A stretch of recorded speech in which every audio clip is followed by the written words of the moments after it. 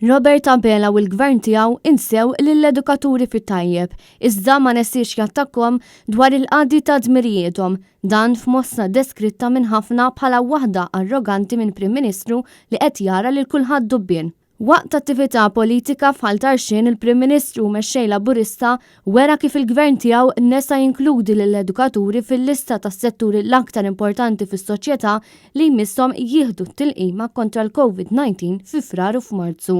Dittinata t-tieni doża tat-tilqima lill-anzjani f'San Vincenz.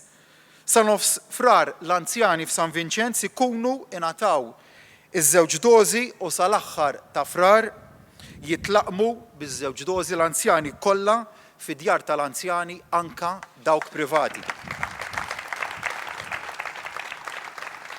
Il-pazjenti kollha tal-Isptar Caring Rek li qed jirċievu kura fit-tul ingħataw l-ewwel doża tal-vaċċin, fl-istess waqt qed jitlaqmu wkoll il-professjonisti mediċi u ħaddiema tal-isptar li nsellmilhom tad-dedikazzjoni tagħhom u ta' kemm għamlu għal pajjiżna. Minn nhar l-Erbgħa, il-pazjenti tal-onkoloġija li waslu biex jieħdu l-kemoterapija se jingħataw il-vaċċin ukoll. U dan minkejja li ftit tal-ġimgħat ilu kien qal li ntlaħaq ftehim li l-għalliema jingħataw priorità floti tat-tilqima.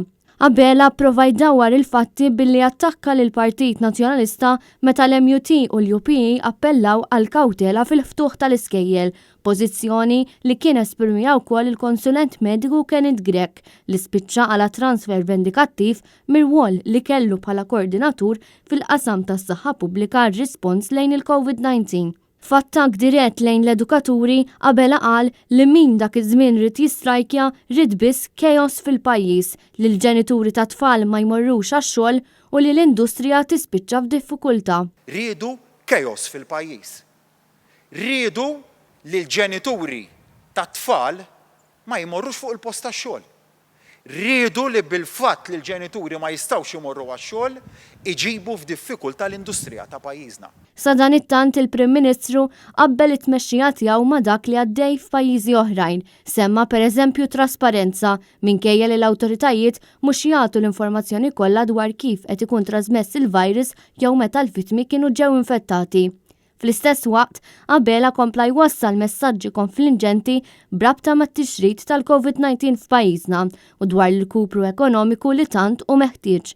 Dan meta fil-waqt li qal li fadal ġimgħat ta' sagrifiċċju star li dal-waqt naħarbu niġru l-qudiem. Waqt l-attività politika tal-ħadd spikkat il-qasma li qed tkompli taħkem lill-Partit Laburista. Fost l-oħrajn bid-deputat Laburista Silvio Parnis jażel li bojkottja l-preżenza tal-mexxej Laburista. Lanqas esponenti oħrajn bħal Etienne Grech ma kienu preżenti.